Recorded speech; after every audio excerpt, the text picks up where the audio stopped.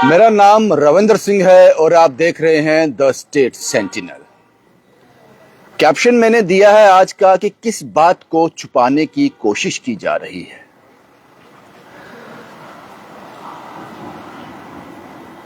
कोई ऐसा घर हो यहां पर सुबह खाना खाया, अब शाम का खाना ना हो, घर में एक अनाज का दाना भी ना हो और परिवार ये चिंता जताए, ये कहे कि शाम को क्या खाएंगे, भूख तो शाम को लगेगी, और परिवार का मुखिया सिर्फ इतना कह दे, फिक्र मत करो मैं हूं ना, शाम तक कुछ ना कुछ जुगाड़ हो जाएगा।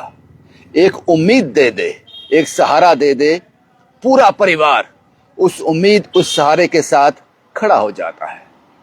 प्रधानमंत्री नरेंद्र मोदी के एक स्टेटमेंट ने पूरे देश को हिलाकर रख दिया। मैं जम्मू कश्मीर का वासी हूं, यहां का रहने वाला हूं, तो मैं यहां की बात करता हूं। यहां का बिजनेसमैन, यहां का न्यू इन्वेस्टर, यहां का दुकानदार जिसने अपना नया बिजनेस खोलना है वो, और आम जनमानस आपके स्टेटमेंट से बहुत ज्यादा विचलित है, बहुत ज्यादा परेशान है। वो स्टेटमेंट ये था कि जिस तरह से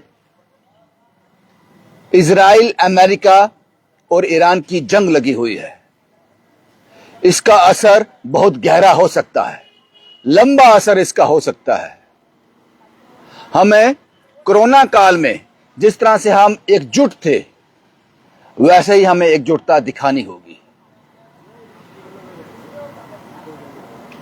यह स्टेटमेंट कहीं ना कहीं लोगों को डरा गया। जिसने नया ट्यूटोरियल खोला है, एक बड़ी इन्वेस्टमेंट की है, वो परेशान है कि मैं बर्बाद तो होने की कगार पे तो नहीं हूं। जब देश की सबसे बड़ी सीट, देश के सबसे बड़े नेता, देश के सबसे बड़े संचालक ये कह रहे हैं, घर का मुखिया ये बात कह रहा है, तो परिवार तो परेशान होगा। मुझे यहां तक लगता है कि स्टेटमेंट ये आना चाहिए था, फिक्र मत करो, इन देशों में युद्ध हो रहा है लेकिन हम मजबूती के साथ खड़े हैं, हमारे देशवासियों को चिंता करने की जरूरत नहीं। ऐसे ही सिचुएशन से निपटने के लिए आपने मुझे वोट दिया था। भाइयों और बहनों, मित्रों, आपको परेशान होने की जरूरत नहीं है, मैं हूं ना, यह स्टेटमेंट आना चाहिए था। आपने डराने वाला स्टेटमेंट जारी किया है, और जिसको राहुल गांधी ने कहा इट्स ऑल अबाउट अंडरस्टैंडिंग, और देश डरा इससे। मेरे जम्मू कश्मीर के लोग डरे हुए हैं, क्योंकि इस तरह की रिपोर्ट करने के लिए, सच को इस तरह से रखने के लिए आपको खुद पूरी तरह से साफ होना पड़ेगा, आपको पूरी तरह से क्लीन होना पड़ेगा, तब आप इस तरह की रिपोर्ट कर सकते हो, अदरवाइज नहीं। मुझे यह ठीक नहीं लगा, क्योंकि व्यापारी, बिजनेसमैन, आम जनमान, क्योंकि आपने कोरोना का जिक्र किया, आपने कहा कि कोरोना काल में जिस तरह से हम एकजुट थे, जिस तरह से कोरोना को हमने डील किया है, हमने कोरोना को अच्छे से डील नहीं किया है। अगर अजमीत सिंह जैसे लोग ना होते तो कई ऐसी लाशें थी जिनको आग भी नसीब ना होती। अगर सोनू सूद जैसे लोग ना होते तो लोग अपने घरों तक नहीं पहुंच पाते। मैंने जम्मू का वो नजारा देखा है चेस्ट डिजीज हॉस्पिटल का, यहां लोग बाहर उसके पार्क में, गार्डन में तड़प रहे थे बिना ऑक्सीजन के। जिन लोगों के बच्चे अब्रॉड में हैं, घर में बुजुर्ग मां बाप हैं, अगर सोशल वर्कर ना होता, अपनी जान हथेली पर लगकर लोग बाहर ना आते, वो लोग अंदर भूखे ही मर जाते। कई लोगों को कोरोना काल में देखा है जिनको कोरोना हुआ था, अस्पताल में दम तोड़ दिया जाकर, उनको क्वारंटाइन कर दिया, उनको अकेला कर दिया अपने परिवार से। कोरोना का एक्सपीरियंस अच्छा नहीं था साहब, किसी भी तरह से अच्छा नहीं था। आम जनमानस ने, सोशल सिविल सोसाइटी ने तो बहुत हेल्प की, जिससे देश शिथिल हो गया।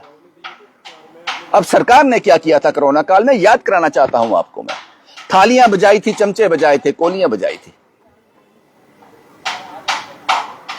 अगर वो असरदार था तो फिर वही बोलते कि एक बार फिर से थालियां कोलियां निकाल लो बाहर। आप कोरोना काल में जिक्र नहीं कर सकते कि आपकी परफॉर्मेंस बहुत बढ़िया थी। हाँ, पूछो उन परिवारों से जाकर जिन्होंने बिना किसी बीमारी के डर की वजह से उनके परिवार के सदस्य चले गए। आपके पास अप्रोप्रिएट साधन नहीं थे, आप कोरोना के लिए तैयार नहीं थे, इसलिए उसका जिक्र मत करो। उसको हम बुला देना चाहते हैं एक बुरे सपने की तरह। लेकिन यह स्टेटमेंट जो आपका आया है दिल्ली से, बड़े नेता का, प्रधानमंत्री साहब का स्टेटमेंट है, इससे देश डरा है। क्योंकि जिस माउथ से, जिस मुख से यह वाणी निकली है, लोग अगर उन पर यकीन ना करें तो किस पर करें? अगर देश के इतने बड़े नेता ये कह रहे हैं, जो देश चला रहे हैं, वो ये कह रहे हैं, तो कुछ जरूर होने वाला है। दूसरी तरफ हम बात करते हैं रसोई गैस की, कि हमें कोई किल्लत नहीं है। किल्लत है जनाब, किल्लत तो है। आपने 25 दिन का क्राइटेरिया सेट कर दिया और गैस 35 दिन में डिलीवर हो रही है। लोगों को ओटीपी आ रहे हैं कि आपकी गैस डिलीवर होगी, उसको हुई नहीं। कालाबाजारी तो हो रही है, ये डर है, ये डर ने किल्लत नहीं होगी, लेकिन कालाबाजारी शुरू हो गई, हेरा फेरी शुरू हो गई।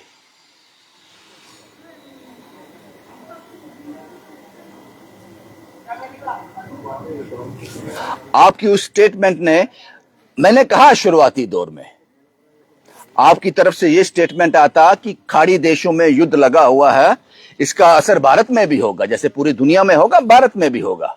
यह प्रैक्टिकल है, प्रैक्टिकल ग्राउंड पे बात करनी चाहिए। भारत में भी होगा, लेकिन आप फिक्र मत करो, हम उसके लिए पूरी तरह से तैयार हैं। आपके पास एक ऐसी सरकार है जो आपको किसी चीज की कमी नहीं आने देगी, चाहे बाद में कमी आ भी जाए, लेकिन यह भरोसा अगर आप दे देते तो लोग उस परेशानी से, उस कमी से जूझ लेते। लेकिन ये जो डर है, होगा चाहे कुछ भी नहीं, आप सब कुछ संभाल लोगे, लेकिन जो डर का बीज आपने बो दिया, इससे लोग परेशान हो गए। बिजनेसमैन जो अपना बिजनेस विस्तार करना चाहता है, वो नहीं कर रहा है, रुक गया है, खड़ा हो गया एक जगह पर। जिन्होंने कहीं इन्वेस्ट कर रहा था, नहीं कर रहे। उसके बाद आपने इस वक्त पर आपने राशन डिपो पे यह कह दिया कि 3 महीने का राशन एक साथ मिलेगा।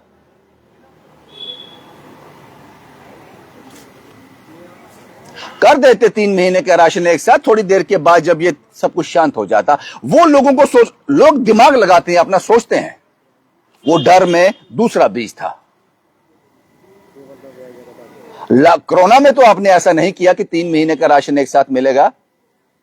तो ये क्या उससे भी बड़ा होने वाला है? कुछ नहीं होने वाला। Nothing will happen.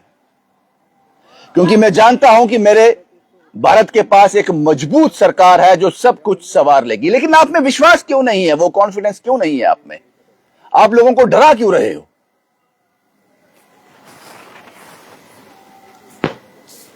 और ऐसी रिपोर्ट करने के लिए आपको पूरी तरह से क्लीन होना पड़ेगा। हम ऐसी रिपोर्ट नहीं करते कि ताकतवर के साथ हां मिला दें। जो सही नहीं है वो नहीं है। और यह स्टेटमेंट किसी भी तरह से सही नहीं था। जब ऐसे, मैंने कहा, जब परिवार बड़ी मुश्किल में होता है, यह भारत एक परिवार है, जब परिवार बड़ी मुश्किल में होता है, मुखिया उसको एक हौसला दे दे, एक उम्मीद दे दे, एक रोशनी दे दे, वो लड़ जाता है किसी भी मुसीबत के साथ, किसी भी डर के साथ लड़ जाता है वो परिवार। लेकिन जब मुखिया ही शुरुआती दौर में कह दे, एक डराने वाला स्टेटमेंट आ जाए, तो जो बची खुची हिम्मत होती है वो भी जवाब दे जाती है। इसलिए यह स्टेटमेंट किसी भी तरह से उचित नहीं था। अब आपको दूसरा स्टेटमेंट जारी करना चाहिए जिसमें पॉजिटिविटी हो, जिसमें उम्मीद हो। कोरोना का आप एग्जाम्पल मत दिया करो, क्योंकि वो काल जो है, हमने कोरोना को अच्छे से डील नहीं किया। क्योंकि जो लोग कहते हैं बड़े अच्छे से डील किया, उनका घर का कोई मरा नहीं होगा। सब ऊपर वाले की कृपा से बच गए होंगे। जिनके लोग गए हैं, पूरे के पूरे परिवार तबाह हो गए, आपको उनसे बात करनी चाहिए। वो बुरा वक्त हमें याद करना भी नहीं चाहिए। और इस तरह के स्टेटमेंट से मुझे लगता है कि हमें थोड़ा बचना चाहिए। क्योंकि मैंने पहले कहा आपको अपने आप पर विश्वास नहीं है, लेकिन हमें आप पर विश्वास है, आप सब कुछ संभाल लोगे। भाई यही आज की वीडियो थी और मैं आप अपने जम्मू कश्मीर वासियों से ये कहना चाहूंगा, कुछ नहीं होने वाला साहब। थोड़ा बहुत ऊंचा नीचा होएगा जरूर, थोड़ी गैस में प्रॉब्लम होगी, पेट्रोल के दाम भी बढ़ेंगे, डीजल के दाम बढ़ेंगे, शायद, पता नहीं उसके बारे में, थोड़ी गैस की किल्लत होगी, लेकिन ऐसा नहीं होगा कि त्राहिमाम हो जाएगा, राशन इकट्ठा कर लो, वो कर लो, ये कर लो, ऐसा कुछ नहीं होने वाला। उन्हें अपने आप पर विश्वास नहीं है, हमें उन पर विश्वास है। और इस तरह के स्टेटमेंट से, जब किसी मुखिया के मुंह से इस तरह का स्टेटमेंट आए तो परिवार परेशान होता है। भारत इससे विचलित हुआ है, डरा है, जम्मू कश्मीर भी उसका हिस्सा है। इसलिए मैंने ये वीडियो आपके सामने रखा। मैंने बाकी फैसला आप लोग कीजिए।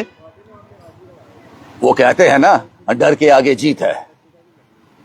डरना तो किसी मुश्किल का हल है ही नहीं, उसको फेस करना है। और इस तरह का कुछ भी नहीं है कि आपको डरने की जरूरत है। बिजनेसमैन को अपना बिजनेस एक्सपेंड करने की जरूरत नहीं है। जिन्होंने नया बिजनेस खोला है, जो खोलने की कोशिश कर रहे हैं, वो होल्ड पे चले गए। इस तरह से हम लॉस में जाएंगे। भाई यही तस्वीरें मुझे आपके साथ साझा करनी थी। बाकी अपनी राय आप कमेंट बॉक्स में जरूर देना, क्योंकि मैं जीता हूं पॉजिटिविटी के साथ, उम्मीद के साथ, हौसले के साथ, विश्वास के साथ, डर के साथ नहीं। शुभम कुमार के साथ Ravindra Singh, the state sentinel के लिए।